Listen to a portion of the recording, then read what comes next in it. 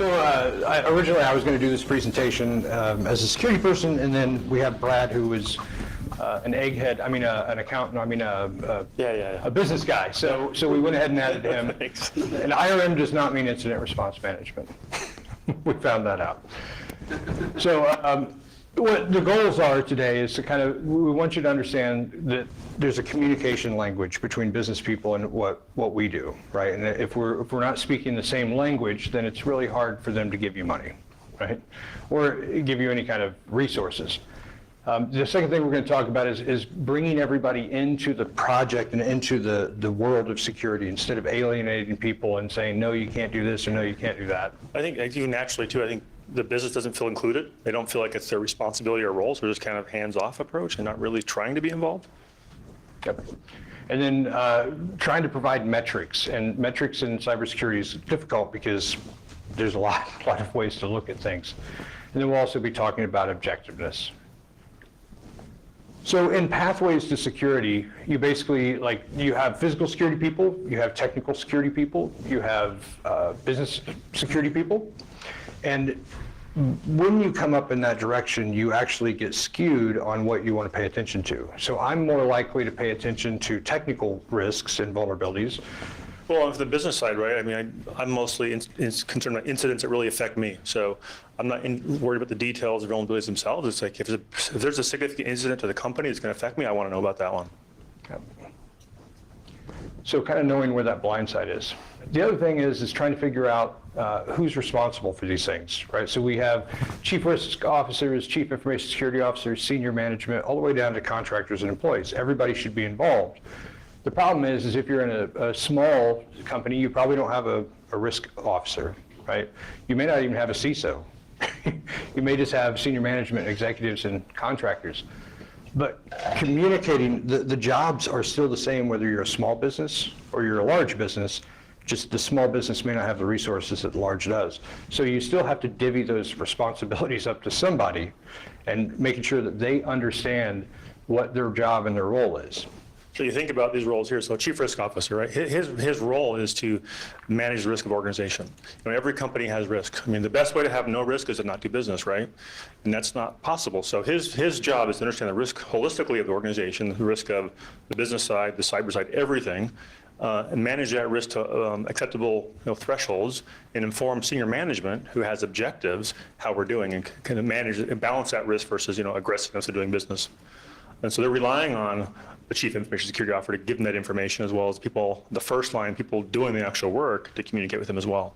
And so they definitely, all four are interrelated, have to work together to meet the business objectives and manage risk appropriately while still doing business. Okay.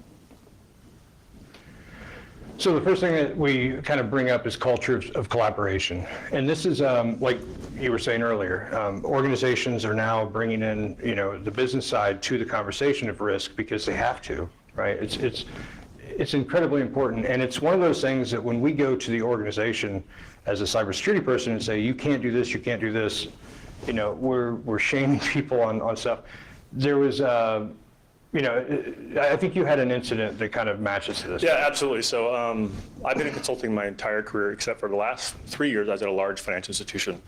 And so cyber they had a great awareness program, and they had a really strong phishing program. So, we'd get phishing emails all the time, and I became excellent at spotting a phishing email, right? But the problem it was really aggressive. So if you, as a business person, if I fell for it and responded, the first time I get my hand slapped. Second time they'd notify my boss when he takes me training.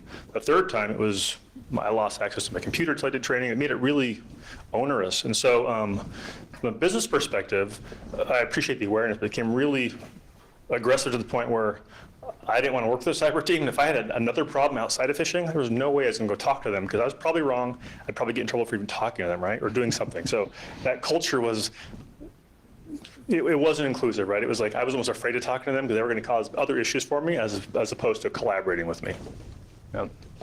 And the other thing is people are always afraid to report up an event, right? So they see somebody strange in the hallway, they don't have a badge, but they don't say anything, right? They're scared. They're like, I don't want to get involved. I always say the easiest way to break into a building is carry a box, right? And somebody will open the door for you. So in the past, and I mean, this is just kind of the way I feel, is security was a fear-based, right? If you don't do this, somebody's going to hack in, and there's this bad guy hacker who's just going to kill us. And, the problem with that is if it doesn't happen, then now it's like, well, I get away with it, right? Optimistic bias kind of beats fear every time, right? So we know texting while driving is bad, we still do it, right? Because there's 1,000 times that we haven't been into a wreck. But then that one time you're gonna do a wreck and kill somebody or kill yourself, then it's concerning, right? So the way to kind of help an organization to understand that is give them not a fear base, but give them a business base, right? So give them like, hey, if you don't do this, the potential risk is $500,000 loss in 2 days, right? I think the key thing too is the news trends, right? So from the business perspective, if I don't have a partnership with my cyber team, they're not really telling what the real risks are. I'm hearing on the news, right? So ransomware, that's the obvious one. That's probably been beaten to death. We might do everything under our power to focus on ransomware and ignore data privacy or other things because we're listening to the news trends versus our internal cyber team because I don't really want to work with them to get that advice from them directly. Yep. So the other thing is know your audience. And when you think of a C-level executive, so CFO, if you talk about the CFO of Coca-Cola, that dude's got like 35 years of experience for you. I mean, this guy's or gal has been through everything. They've done, they're a very high-level top executive. When you're a CISO, that's only been around since 1994.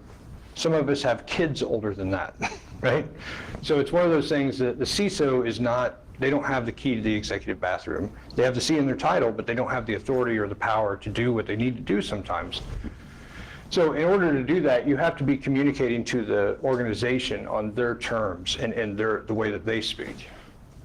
Yeah, I think just to add to that, I think we are seeing a trend, hopefully it continues, this we call little c versus big C for the CISO. It should be elevated for sure, right? I think there's a growing awareness of how important it is for the CISO to actually be part of the leadership group versus informing leadership group. Yeah, I have one customer who the CISO reports to a manager, who reports to a director, who reports to like a CIO, right? It's like so many levels down that his message never gets filtered up. And it's also he's reporting through IT, right? So now you're reporting through IT, trying to tell problems about IT. Oh yeah, that person's going to be more than happy to go talk to the board, right? And then I have another organization that I work with where the CISO reports only to the board and to the president of the company. They're a defense contractor, they understand it, right? So hopefully the industry will catch up. I mean, the federal government understands secrets and security a lot better than kind of the open market. And then the other thing is focusing on communicating and not fixing. Someone gave me really good advice. They said an employee was coming in late all the time, and instead of saying, well, have you set your alarm clock? Have you done this? Have you done this? Just say, well, what are you going to do to fix it? Right? So giving them solutions is not necessarily always the easy thing, but actually asking them what their solution should be, getting the advice from the organization. We all know Kevin O'Leary, Mr. Wonderful. If you've all seen Shark Tank, if they walk in and they go, what are your sales numbers? And they go, he attacks them, right? And he's somewhat right, because if you don't know the numbers behind what you're doing, and can't demonstrate that to the organization, what are you really doing as a CISO or as a security person? I don't know I don't know, every October for a lot of companies it's budget season, right? And so the thing in the prior screen, what's commonly done is leaders of those organizations march into the conference room and say, here's my budget request for this year. CISO team wants, X number of dollars. That's exactly what happens. There's usually a Kevin O'Leary at the table who's often from accounting or CFO's office. He's in charge of maintaining the budget. And exactly, it's like, okay, they're going to ask the same type of questions. How much does it cost? Why do we actually need it? What's the benefit? Why do I want to do this as a company? So if you can't communicate that, it's pretty easy. Everyone wants a budget every year, right? But it gets scrutinized pretty heavily, just like it would be on Shark Tank or some other situation like that where someone's giving you money. You really have to have those answers behind your request to justify it and back it up. The other thing we're seeing in the industry is that it's no longer, security isn't necessarily a cost center, it can be a profit center. So if you go to your marketing group and say, look, if we stand up and we say, hey, we're secure, every TV commercial you see, Apple, everybody else is saying, security is most in forefront, right? So it can be a business driver that can actually help the organization. And like even in federal contracts, we've seen the point system, by being NIST compliant or CMMC compliant, those points on an RFP can go up. So therefore, it kind of helps to get funding that direction. Well, in that last top there, you think about reputational risk. That's becoming more and more of a risk people think about based on cyber incidents, cyber crimes, right? And so having low reputational risk because you have a strong cyber program is definitely a selling point to investors and to clients of your organization. And then on business impact analysis, bringing in tabletop exercises and bringing them into the thing, bringing them into the experience of understanding what that looks like is much more helpful than just telling them that this is what the risks are. Yeah, so absolutely. So when you think about, you talk about risk, sometimes it's kind of nebulous. You think to the business, they kind of understand what they might be, and you ask them, so what's your risk of, if your process that you execute, say you're doing a financial process and I'm in charge of accounting, if your process goes down for a week and you can't use your accounting system, what's the impact to you? What's the risk? How's it going to affect you? They may think, I got my spreadsheets, I can do it offline or whatever. They give you a general response maybe, but when you actually make them do the exercise and actually simulate it happening, and you walk them through the scenarios, and you simulate to make it more realistic, right? As things change over time, it forces them to kind of live through it without actually having the pain, and give you better information to help you quantify the results. So what is the actual risk to them if they lose access to their systems for a week or a month or whatever? They can now tell you because they've lived through it, and more importantly, since they've lived through it in a sense, they're more supportive of what you're trying to do. They actually realize the impact to them. They've had a scenario that kind of highlights what it's going to be, and they're going to be more supportive of what you're trying to do to help them. So one of the best customers that I've ever had were customers who got breached, right? As soon as they get breached, there's no problem, right? They just throw the money at you. And then after that sting, it's the same. The safest place in America was New York City 9/12, right? If you left a package on the side of the road, somebody was going to call and get it taken care of, right? Because an incident happened. This is an easy way to get them to go through an incident without actually having to go through the incident. And I think the last thing maybe on the bottom of that slide, you think about communicating the business, right? If everyone's heard of SWOT analysis, strengths, weakness, opportunities, threats, very common thing, right? And so if you can actually demonstrate what those are, and so you can communicate to the strengths, right? And so you kind of highlight what your weaknesses might be, working from home example, right? Or no remote access. Things that they can actually, you can quantify in one of those 4 buckets. You're suddenly speaking their language. It's not just statistics to them. And you can also map that SWOT analysis over to a framework, right? So if you're using CISSP or you're using this, but by going through the framework that we understand and then putting it into key enablers, also kind of building a roadmap for what's going to come is important, right? So doing basically your strengths, your weaknesses, your average, your opportunities. It can, again, give them what we understand from the translation from, like a NIST framework over to what they understand, which is a roadmap of what needs to happen. And I think the business, communicates in frameworks themselves, right? They may use a different type of framework, but they respect when you're talking to them in the lens of a framework, right? Has some credibility to you and your organization if you can demonstrate through a well-known framework how you're doing and pointing out your strengths and weaknesses. That's what they're doing anyway. They're doing the same thing based on their framework. So it really, as you think about bringing risk holistically together across a company, this is a great way to give to your information, give your CRO, who's reporting on your behalf to the CEO, how we're doing with risk in our company. And it's again important to have a roadmap, because if you go to the table and you say, I need this much money, and then next week you go, I need this much money, and I swear to God, this is it, and then next week you go for more money, that lessens your credibility, right? So they had a budget in mind, you've kind of overshot it. So going through the math of this for us and really getting objective opinions, making sure that you talk to everybody about it is critically important. And I think too, so you want a roadmap, right? So think about any project you've done in your life, right? You set up a project, you're going to execute that project, right? So we have a roadmap, we're going to do a roadmap. What if nobody's managing the project over time? What happens to the project? Just kind of it fizzles out, right? It's the same concept here. So you talk about governance, governance is kind of a nebulous term, but governance is that function that makes sure the project's being executed. It defines who's in charge, who the decision maker is, and more importantly, over time, it has processes built into it to manage change, right? So I built my roadmap at the beginning of the year, and my priorities might change unexpectedly. And so what's the process for absorbing that change and changing this roadmap in a way that makes sense for my company? And so that's where you have to have this governance strategy and processes and team in place to adjust your roadmap as necessary, but also keep you on track and make sure it's being executed. And the governance can also look over everything instead of just the pieces that we understand. So, trash is not our business, right? Disposal of trash is not, we're not custodians. But when, something gets leaked in the trash and goes public and we get fired, we can say it's not our job all the time, but it's still our job, right? So having an overall understanding and also pointing out to the resources that it may be their job, what their tasks are. And we've had a good conversation with Joe before this meeting started today. Sometimes, so the governance committee, the governance team may be part of the cyberspace, right? But inside of your team, the CISO's group, but you might have representatives in business on that same committee. And so we can holistically look at how what you're doing affects the company or how it rolls into their broader risk strategy. So based on risk, we all have kind of our own definition of what that means. Low, medium, high, red, green, yellow, 7, 9, 12. It's just random numbers that we just kind of assign to stuff.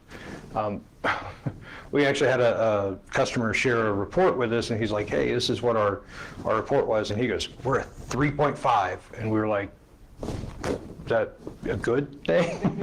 I don't understand what that means, and apparently the scale was 4. Okay. He goes, yeah, if we're 3.5, we're really good. So when you go to communicate that up, and I'm sure that when he went to go talk to the agency director, and he said, hey, we're a 3.5, the agency director doesn't really care, right? It doesn't mean anything to them, so therefore it's hard for them to give something to them. Once you can put a quantitative number to it, and again, through the tabletop exercise, through the communication to the different risk holders, and you want to kind of bundle that, right? And one of the easiest ways to put a number behind, a risk is get hacked. You will learn very quickly when you go to report it to your insurance company or when you go to report it to the FBI, what your actual cost is. And it's also critically, like for instance, every FBI agent uses a different metric. So in Austin, it's a $50,000 loss, they'll get involved. In New York City, it's like $500,000, they'll get involved, right? Anything under that threshold, local offices decide that. So having that kind of stuff ready to go and understanding what those, risks and impacts to the business are can help you very quickly get, someone else involved. It can also push up the information to the people who accept the risk. As a CISO, we don't accept, it's not our job, right? We're not the risk holder. At the end of the day, it's not us. We are the vessel that gets communicated up. But the person who has fiduciary responsibility, who they put handcuffs on if they screw up, that's not us. And I think it's important too, so this example, I'll call it a 5-point risk scale, right? From low risk to extreme risk. And to Matt's point, we kind of define what each point on the scale means. And in the risk world, nirvana would be if you could do everything quantitatively. And that's what we're going for. But sometimes you just can't. Sometimes it's qualitative. But it's important if you're going to do a mixture of quantitative and qualitative to kind of describe it, right? And so if I'm medium risk, I want to say what it is. But where it gets tricky is, so in your area, you may use this 5-point scale. What you don't want to happen is in the finance team have them using a 4-point scale or a 3-point scale, right? Or different risks. So it's important as an organization to have a common risk taxonomy, risk categories and structure you're applying to, and then, and more importantly, you want to rate risk consistently in the same way. Now, large organizations, that's not too bad. They'll have an enterprise risk management team that, in a sense, is going to own the risk taxonomy. They're going to own the methodology for rating risk and calculating it and how it aggregates together, which is great, right? They're going to work with the business, with the cyber and IT teams to figure that out. But in small organizations, you may not have that support. So you have to think about when you're communicating on your 5-point scale to management, does it align with whatever scale they're using?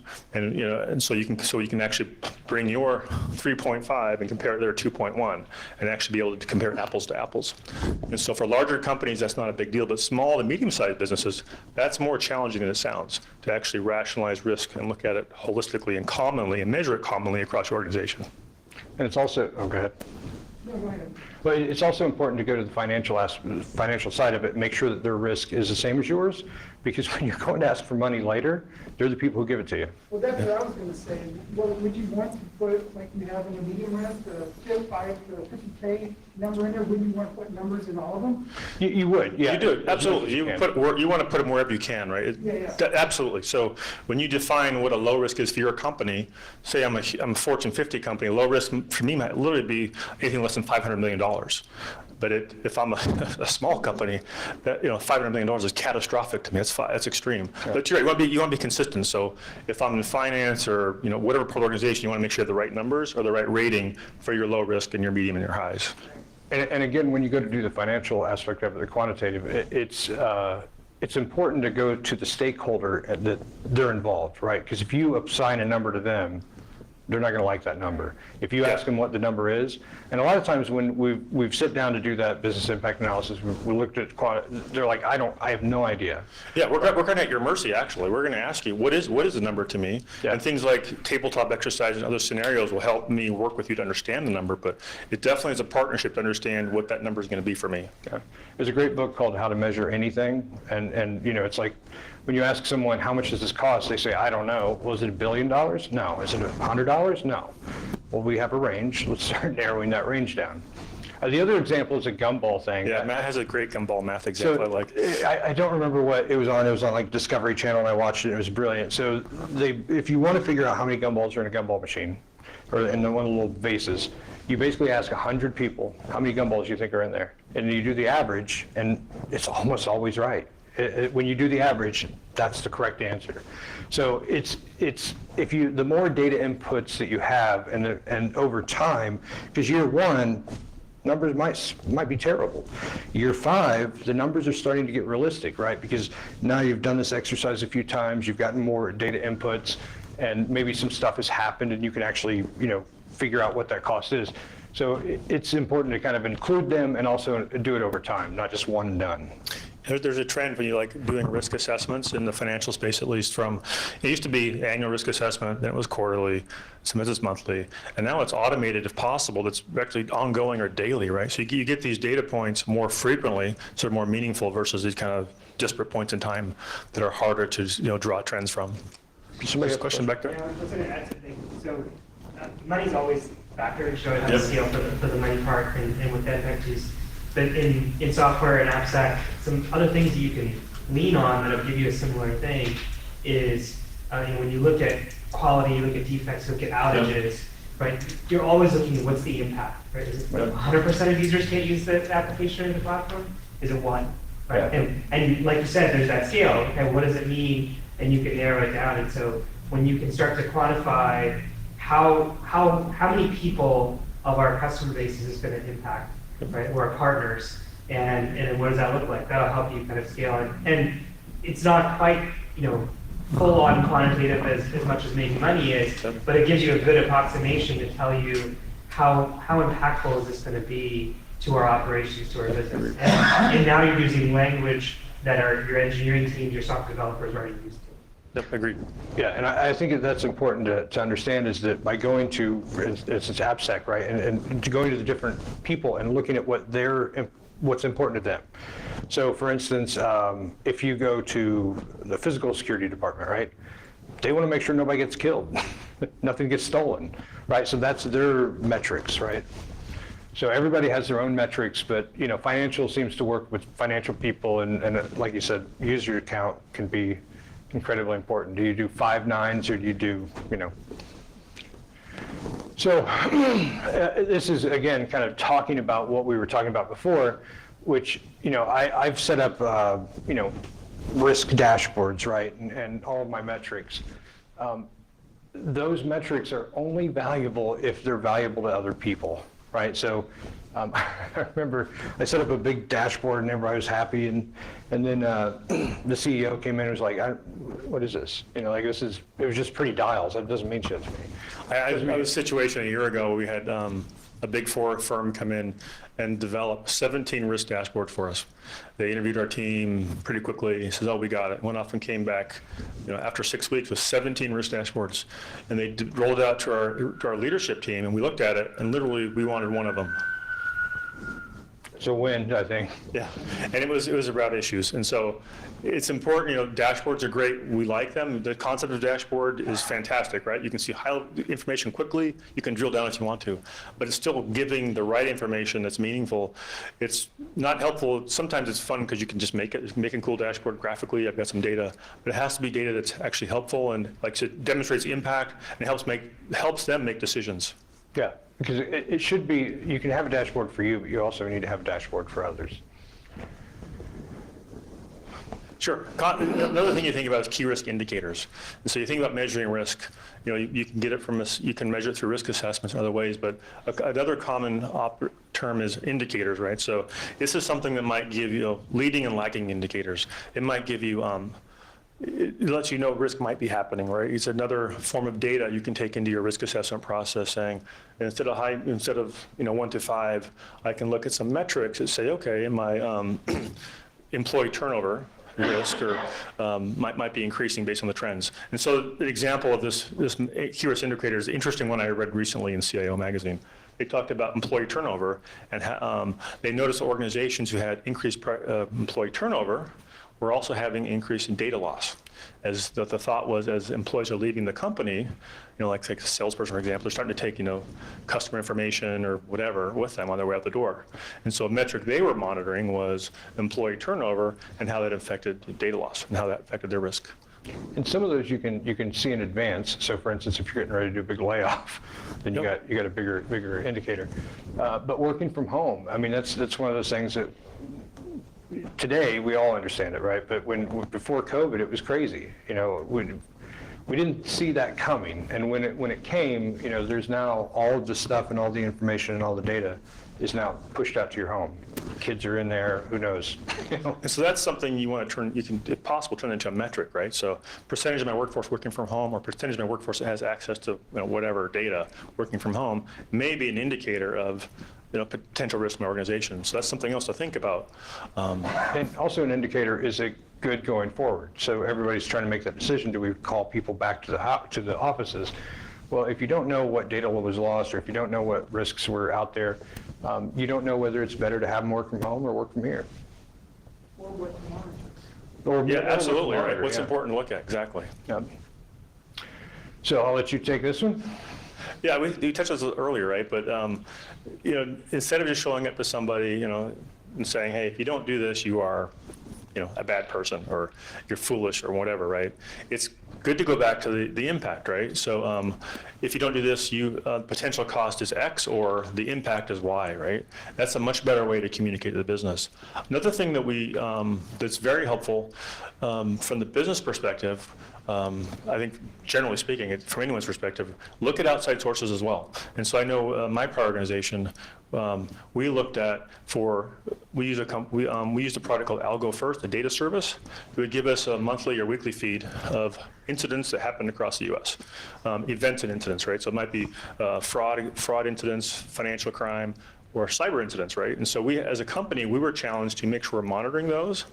Even though we're doing our own things that we think affect us, we also have to look to the outside and say, okay, what's happening in industry or like-sized organizations?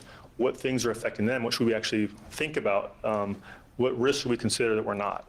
And make sure we have programs in place to consider those. And in regards to a similar example, right? Yeah, and recently I had a customer who was going through a breach, and the president was like, "It's not a big deal," We found data that needed to be reported to a federal agency, and they're like, "No, it's okay. We don't believe it's the same data." And I was just floored. So I reached out to another client who had been through the same incident and said, "Hey, would you mind talking to them under anonymity or whatever?" He said, "I have no problem talking." So they ended up kind of communicating, and it's just having that experience from another person helped to kind of change the mindset. And so having that access to outside confirmation or just information is very helpful. So in a sense, if you're trying to convince your chief risk officer about a potential risk in the cyberspace, and he's like, I don't get it. But if you can say, I've heard Deutsche Bank had the same problem, Citibank had the same problem, show concrete examples of how it affected them, then suddenly your CRO or whomever might think, or the CFO who's going to provide budget might think, oh, I guess we better think about it if it's happening to other organizations like us. Yeah. So that's a good way to provide substance for your argument or your request. And then also, I remember doing a risk assessment and we were looking at crime area, right? So if the crime in that area goes up, you have a better potential, if you're a physical security person, you have a better potential risk of something happening. So, kind of the key takeaways, they always say you hope for 4 points and people may walk around with 1, right? So the 4 points is speak the language. Most critically important is to speak the same language, have the same metrics, have the same conversations that they're doing, and do the math. So again, if you have a risk level, you need to kind of show them how that risk level came up, what was the calculation that got there. If you don't have the math in grade school, they would give you an F, because you had to show the math to show you knew how to do the problem. And then be inclusive, right? And Matt and I have talked about this before. So security should be like neighborhood watch, right? Your whole organization should be part of security. So you want them to be involved, right? So create a culture of collaboration versus fear and scaring them away from working with you. I think that one recommendation I would have is make the business feel it's okay to basically report a false positive. Yeah. If they come to you with a problem that's not really a problem, don't belittle them or make them feel bad for reporting it. Say, thanks for coming to me and speaking to me, explain to them. That way the next time they might find a real problem, they're still comfortable coming to you. But so there's a great story of that just happened recently in Missouri. I don't know if you guys have read about that hack. So a reporter noticed on a Missouri website that if you right mouse clicked on the code, you could read the social security numbers of all the teachers. So the reporter reported it to the agency and said, hey, we're going to give you a few months to fix it, or a few weeks to fix it, and then we're going to run the story. Well, they fixed it kind of, but then when they ran the story, the governor is now filing charges against the reporter.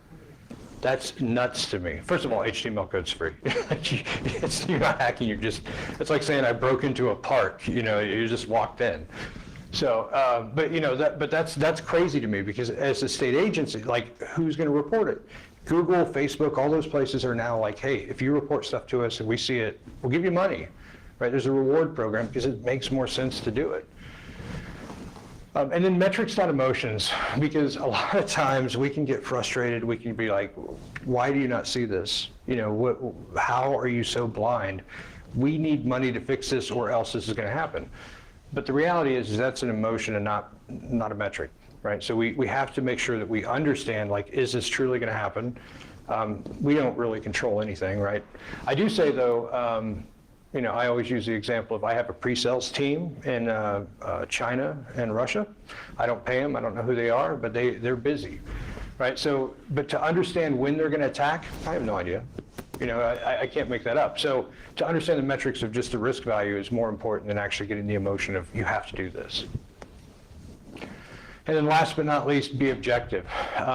It's really hard for us to know our strengths and to spot a blind spot, right? But if I'm a physical security person or if I came up from this technical background, I'm definitely going to lean more towards that, right? If most of my career was spent in this area, having outside counsel, and I say, go talk. So I have a buddy of mine who's FBI, and I go have lunch with him. I hear all kinds of trends from him, and I also, kind of run stuff by him. He's like, you're an idiot. Did you not think about? And I'm like, no. Yeah, it's really helpful sometimes just to have an outside party, objective, come and look what you're doing, and just proactively invite them in, say, here's my program, explain to them, and get their thoughts, right? So you can kind of get ahead of your own blind spots before your management team does, or or something happens to you, right? And embrace and accept weakness, right? Because I had one guy called me and said, hey, look, we'd like a penetration test or a vulnerability scan, and by the way, I passed all the other ones with perfect color, like perfect scores. And I'm like, oh, so you want me to give you an A? Like that? How does that help? It's like going to the doctor and saying, how you feeling? Oh, I'm great, while you have cancer, right? It's just not helpful. He's not going to be able to help you. So being able to actually go out and tell the truth and work with it. And again, committees can help. So bringing those organizations, those stakeholders in, that's who you're trying to protect, right? The stakeholders' data, the stakeholders, whatever it is, who those people are is who you're trying to protect. So bring them in on that conversation. See if they have concerns. I'm doing a presentation in San Antonio in December, and what we're doing is we're sending out a survey so that we know what the risks are, and then that way the conversation will be about what they are afraid of, not what I think they're afraid of. Yeah, I think it's a great example. We had a client who had an incident recently, and they didn't include the rest of the business. So they had a technical person spot the problem, the CISO and them work together to solve it, but they didn't talk to the actual risk holder before they did it, right? So something that the CISO and his team thought, well, it's something we took care of, actually was a pretty significant risk to the business holder in their eyes. And so talk to them about it, right? You're responding to an incident that affects someone else. Have them on the team, right? Have them help you understand what the actual risk is beyond just a technical solution. Yeah. And with that, any questions? Sure. I was curious. I think these strategies are great. I've used some of them before. I presented to management, trying to get budget and things like that. One thing I've been asked for and never had a good answer was like indexing against similar companies, right? Like, oh, how many indices should we have? How much budget should we have? Do you guys have any resources that you use for that sort of thing? There are some resources out there. I've been seeing it more and more, and that's why also InfraGard is a good organization to join. I guess it's mainly focused around critical infrastructure, but they pretty much will let anybody in. I mean, they'll let me in. But it's one of those things that it's important to kind of have that safe area that you can talk. The other thing is talk to CISO groups, right? So, and you can talk to them about budget and keep it anonymous, but at least you're right. You do get metrics and markers because some people spend a lot of money and some people spend a little bit of money. To me, I think that's your next business is start building those metrics because knowing, this company spent $20,000 and got breached 5 times versus a company that spent $150,000 and got breached once, that would be a very valuable and important metric. That's kind of challenging, right? Because I think in other parts of the business, like in the financial space or whatever, it's pretty common for like-sized organizations to get together and share thoughts, right? Have working groups and they can share information. They're competitors, but they kind of work together. Yeah. But in the cyberspace, you don't really want to share a lot as much, right? It's a little more private, so it's harder to find those similar companies that want to sit down and have that conversation with you. It's a little bit more challenging, so it is helpful to look outside. We use the example of InfraGard, and I use the example of Algo First. You can see a report, sometimes anonymous, sometimes actually company's information around the reports, the actual loss, and what the cost was to them. And so that's there. But I think to Matt's point, if you can solve that problem, you'll have a great business model. A business right there because it is an important metric. You're right. Yes, sir. You mentioned business impact assessments. Is that more of an expanded view of what a business impact analysis is, where you identify your core business functions, RTOs, RPOs, that sort of thing? Is that part of that overall process, which is more expanded or similar? Or? Yeah. In the business continuity space, right? So most businesses have all their processes documented from A to B. I do accounting. They do all the things I do as a business. I have a process documented for them, and each one of those processes, if it's done right, should have a business impact assessment associated with it, right? So I have a BIA for my particular process. I'm a process owner in accounting. I charge the accounting process. I know what my BIA is, and so if something happens to me, I should have that assessment, done periodically, so I can communicate that risk and know what it is. And so I think it is a broader term, right? It should be happening across the organization. And the financial people are a really good asset and resource because they have been doing, this since the dawn of time, right? Since money has been invented, people are like, I don't trust your money. I'm going to get a second, third. They have been doing third-party evaluations. They have separation of duties. They've been doing all this stuff since day one. And they have a lot of experience to tracking every single dollar. Utilizing and leveraging that experience and bringing them into the risk organization and maybe even including them in a risk assessment, right? Because they go through SOC 2, they go through all their financial audits on a regular basis. They're used to audits. When you hit some of these other organizations and other stakeholders, they don't like audits. They're like, why are you asking me about how much this process is and what this entails? So utilizing and leveraging that internal talent that you have at the organization can be important. Any other questions? No? All right. Well, thanks. Thank you, everyone. Appreciate it.